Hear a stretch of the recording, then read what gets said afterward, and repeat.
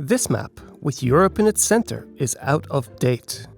As a subscriber of GeoPerspective, you probably realize that the Earth as a sphere does not have a central point, and that the positioning of the Earth's landmass via the Mercator projection is simply an imaginary construction formed from the point of view of the first great Western European explorers who circumnavigated the world. This outdated way of viewing the world also has a subconscious effect of making us think Eurocentrically, and to assume that is where the main economic and political action of the 21st century lies is false. In reality, the world has moved on. So, if a new map was to be drawn today, where would we center it on, and why? Let's roll. The Strait of Malacca is a narrow stretch of water, 930 kilometers in length, between the Malay Peninsula and the Indonesian island of Sumatra. It is the main shipping channel between the Indian and Pacific Oceans, and one of the most important shipping lanes in the world. It is named after the Malacca Sultanate that ruled over the strait between 1400 and 1511. The Strait of Malacca is part of a modern maritime Silk Road that runs from the Chinese coast towards the southern tip of India and to the Red Sea via the Suez Canal, all the way to the Mediterranean, where it reaches Trieste, with its rail connections to Central Europe and the North Sea. Over 94,000 vessels pass through the strait each year, carrying about a third of the world's traded goods, including oil, Chinese manufactured products, coal, palm oil, and Indonesian coffee.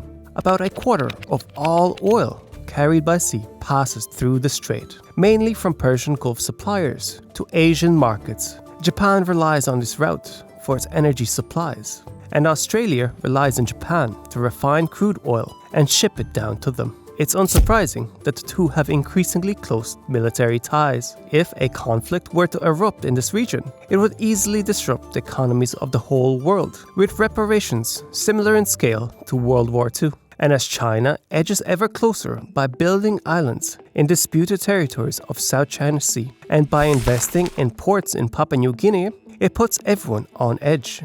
Many of the countries surrounding the strait should be wealthier, but we have an example of what can happen when this geographical advantage is successfully leveraged. When Singapore gained independence in 1965, it was indeed considered a third world country. It had no resources to speak of and a population without a culture of modernization. In fact, its first prime minister wrote a book about its success called From Third World to First. It had one thing going for it, however. It is a gateway to the Strait of Malacca.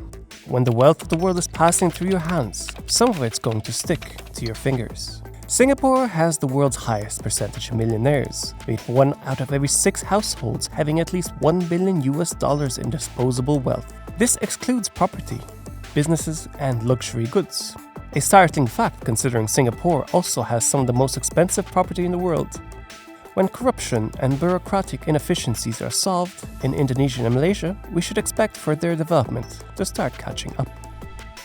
And so, centering the modern map of the world on the Strait of Malacca makes sense, as it brings our attention to the delicate balance and importance of the Indo-Pacific and many of the fastest growing regions in the world, pushing out Europe with its declining population to the very edge of our new world map. A catchy way to describe the new reality is Hollywood to Bollywood.